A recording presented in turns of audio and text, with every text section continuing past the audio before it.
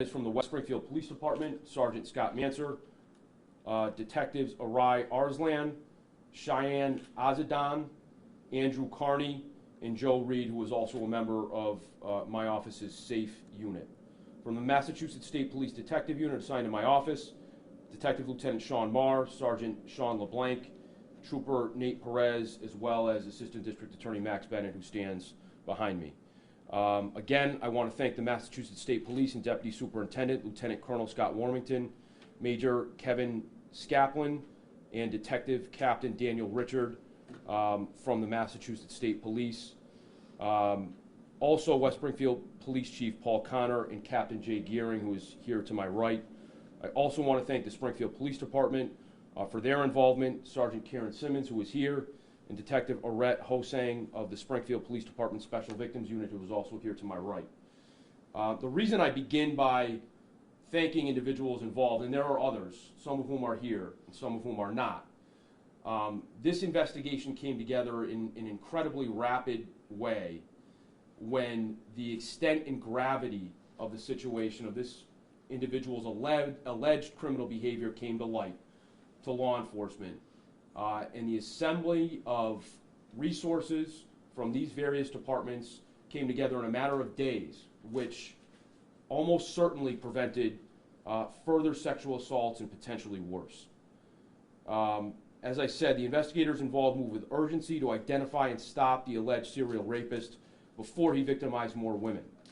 We're asking our partners in the media, and this is one purpose we're here today, and the public at large, to share the pictures that we will provide of this individual, Ali Ghaffar, and ask that if you or know anyone who was victimized by this person, to please come forward and speak with law enforcement.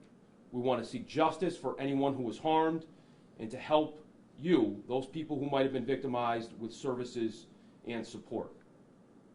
The identified survivors have shown great courage and resiliency in standing up and speaking out. Their acts of strength likely prevented, almost certainly prevented, other women from suffering harm at the hands of this suspect. We will now fight alongside them for justice in the court system. This suspect, Ali Ghaffar, who was arrested on March 31st, was preying upon vulnerable women. His conduct was becoming more frequent and bold. State police investigators in my office and our local partners marshaled resources over mere hours and conducted an outstanding investigation, knowing that women remained at risk. This rapid and formidable deployment occurred to protect the public from further harm, and I am very proud and appreciative of all those involved. With respect to the specific facts, on Thursday, March 24th, at approximately 10 p.m., Mass State Police troopers from the Westfield Barracks contacted this office, the Massachusetts State Police Detective Unit assigned to the District Attorney's Office, to report that they located a lone female walking on the Mass Pike in West Springfield. When met by troopers, this female stated she had just been raped and threatened with a gun by an unknown male assailant. Troopers on scene called for an ambulance, and the survivor was transported to Bay State Medical Center. The survivor reported that she voluntarily got in a car in the area of Marble Street in Springfield, which was driven by this male subject, who she estimated to be in his early 20s with long hair and a dark complexion, who stopped and offered her a ride, which she then accepted. They drove towards the north end of Springfield, entered the highway towards Holyoke, and subsequently traveled to the area of Bear Hole Reservoir in West Springfield. At this point, the suspect informed her that he had a gun and proceeded to sexually assault her. Following the assault, the survivor was left in the wooded area alone, and the suspect fled. She was eventually found on the Mass Pike by Massachusetts State troopers. During the course of this investigation, members of the detective unit learned that the West Springfield Police Department had been investigating similar reported sexual assaults that occurred over the past 8 months. In each instance, the survivor was picked up in the city of Springfield and driven to a remote area of West Springfield where sexual assaults occurred. The dates of those incidents were March 4th, February 26th, February 19th, and January 16th of 2022, and July 29 and July 11 of 2021. From the disclosure of this rape on March 24th and the understanding of investigators that multiple similar sexual assaults had occurred at the hands likely of a single suspect, My office and its state police organized a multi-agency investigation that focused on the prevention of further harm to women in this area. On March 29th, a meeting was held for these purposes.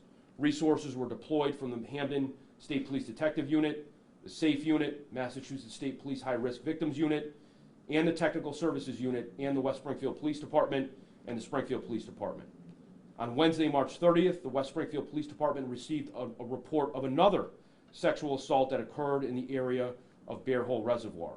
The survivor in this incident reported a similar experience as previous survivors. At approximately 8 p.m., she entered a car on Main Street and Marble Street in Springfield and was taken to Morgan Road in West Springfield to the Bear Hole Reservoir. The male suspect, whose description given was consistent with that of previous survivors with whom law enforcement spoke, raped her and left her at the scene. Survivor made her way to Morgan Road, and a resident in that area called for police. Detectives were able to identify through this investigation the suspect's car that the survivor was traveling in, and that was determined to belong to, Ali Ghaffar, age 20, of West Springfield. Through this process, detectives were able to identify another survivor from a reported sexual assault on the 19th of February, which again originated from the south end of Springfield. The March 30 and February 19 survivors were able to visually identify Ghaffar as the person who assaulted them. The following day, on Thursday, March 31, members of my SAFE unit, the Hampden State Police Detective Unit, Hampden County Narcotics Task Force, Massachusetts State Police High Risk Victims Unit, West Springfield Police Department, and Springfield Police began to zero in on Ali Ghaffar. Surveillance teams were deployed, and they began trying to locate the suspect. At approximately 7:45 that evening, officers observed the suspect's car in the south end of Springfield while a female was entering the front passenger seat.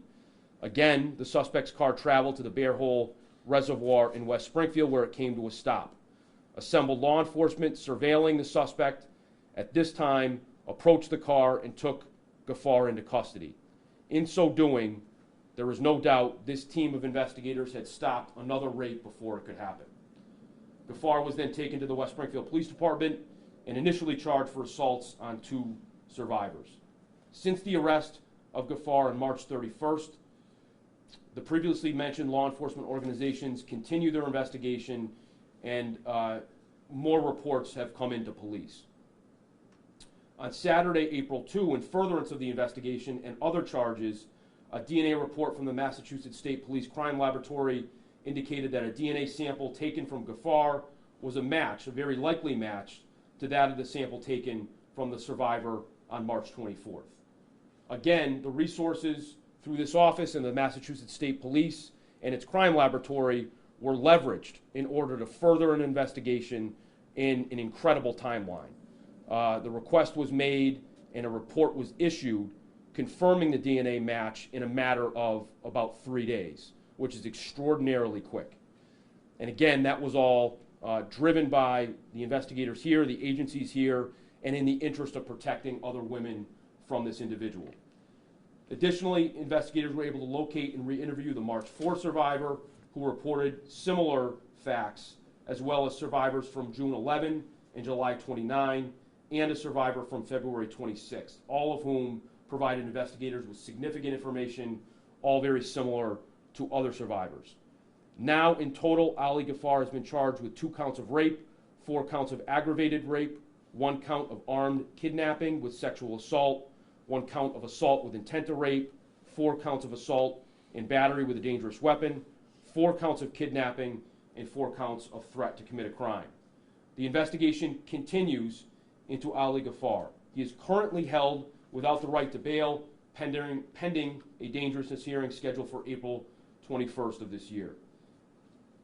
I ask the media and anyone watching with any information about this case to please contact the Massachusetts State Police assigned to my office with a particular phone number, 413-505-5993, or the West Springfield Police Department at 413-263-3210. You can also use the text-to-tip program by texting the word crimes, which is 274637, and type the word solve with a message with your tip. Again, I commend the law enforcement here, the investigators, the agencies who came together in an extraordinarily rapid timeline, who, again, spared women further assaults, and also for putting together a very quality case with evidence that will be used now going forward in court to prove these offenses and to find justice for the many victims of Mr. Ghaffar. Happy to take any questions. So far, there's 6 women on the list. Do you believe there's how many more? Yeah, that would call for some speculation. We don't really know that. We know that there's a somewhat lengthy timeline that Mr. Ghaffar engaged in these kinds of assaults. We know, quite frankly, he preyed on vulnerable women, women from a certain area in Springfield. So we know sometimes that these situations are not reported, and that women, particularly in these kinds of situations, would not be immediately willing to come forward to law enforcement. So for fear, for lots of reasons, and one of our objectives today is to let the public know and any other victims know that this individual is now held. Our anticipation and our efforts will be that he remains held, and that they be safe if they come forward and bring this information to law enforcement. But the idea that there may be more and how many, I'm not really sure. But we're hopeful that this information gets out there, and if there are people who have been victimized, we want to seek justice for them, and we want to provide them with support and services around how they've been traumatized and victimized. Going off of that, there's a big window, right? You had 2 incidents in July or June of last year, and then now these in the winter of this year. Is there a reason for that, or do we think that we're just missing maybe some victims in between that? Through the investigation, that's what we know about. We don't know what we don't know. So we're hopeful that if there are other victims out there and there's other information, people might have seen things now that they connect to some of the information that's been made public, that we hear things. Whether it's just witnesses who had seen the car, have seen him, know things about him. Like any investigation, this is ongoing, and we're hopeful that any information that's out there will come to the knowledge of law enforcement. What was that car you're talking about? It's a red Saab 9.3, 2007. In fact, it's actually a somewhat unique car. Saabs are no longer made. So, if the car was seen in certain areas, if somebody has information about that, surely please report that to law enforcement. That could be of some assistance to us. In your investigation, were all these incidents that you know about, all 6, in that Bear Hole Reservoir in Springfield? There or close. Okay.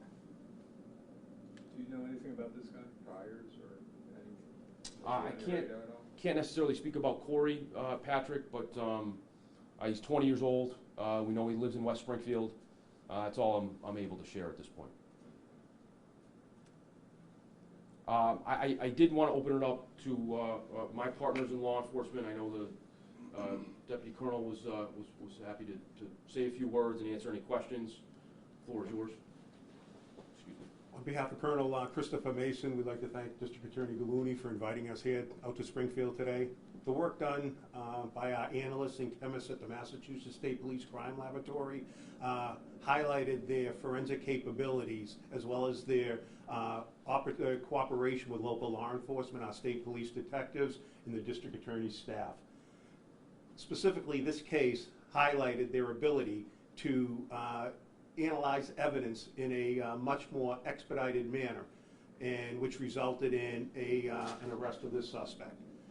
We appreciate the lab's work. I also want to highlight the collaboration between the Springfield Police, the West Springfield Police, the State Police High Risk Victims Unit, the State Police Detectives assigned to the DA's staff, as well as our technical services and all the other resources that the State Police provided to this investigation. Without that, the suspect, we believe, would not be in custody, and because of that arrest, Hampden County is a much safer place. Thank you. Thank you. This Chief, do you want to make a comment or just maybe thank you folks? Yeah, I just wanted to touch base, just to comment on what was already said, that all the law enforcement agencies come together to acknowledge the great work that they all did, from Lieutenant Marr's group, from Captain Gearing, Sergeant Savek, Sergeant Manser, Detectives Azadan, Arslan, Kevin Cady, all the way down. everybody came together, worked together for one common goal, was to stop this, and as the DA said, from affecting the vulnerable women of our society, and that they have a voice through the DA's office and through law enforcement. Thank you. Thank you, Chief. And as the Chief just mentioned, you know, this individual was preying on really vulnerable people who often don't have a voice, and that's the reason we see through our work why offenders often prey on women or people dealing with addiction issues or mental health issues, or are just you know, underserved in our community because they feel they can get away with it. And the women who came forward and have participated to this point with law enforcement have shown incredible strength and have really spoken out in order to stop this individual. And I think the message is, as the Chief rightly noted, is this is not going to be tolerated, and anybody who's victimized in this society will be brought to justice, and we're going to empower those victims and survivors in order to speak for themselves and to seek justice for themselves and for others. And again, we implore anybody out there who's been victimized by this individual to come forward and to have trust in law enforcement that we will do our best to put them forward and to seek justice through the court system. I do want to acknowledge Brian Galvin from the High Risk Victims Unit of the State Police, who's here. Their work is daily around these kinds of issues, and they really stepped in a very significant way to help with this investigation. So it was a very collaborative effort, and the relationships that we have here in Hampden County with the agencies involved and others really made this kind of quick, effective investigation possible. Any other questions? Yeah, just a couple more facts real quick.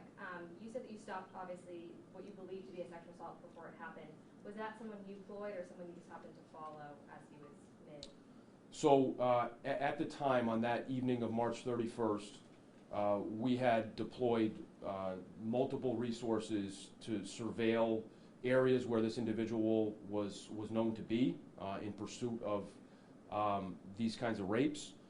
We also attempted to establish surveillance of him, and in fact we did. And as I mentioned in the factual account, he was followed actually to the area of the South End where he picked up what we believe to be another victim.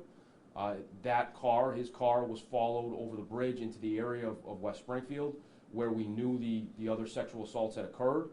And the team at that point decided to move in before any sexual assault occurred on that particular woman. He was then arrested there on scene and charged initially with 2 offenses, and then the investigation really ramped up where we are now with the 6 victims who are the subject of the various charges. You obviously have lengthy court proceedings ahead of you, but you listed a lot of charges there. Maybe some motivation for a victim who may be nervous to come forward. What is he facing if convicted?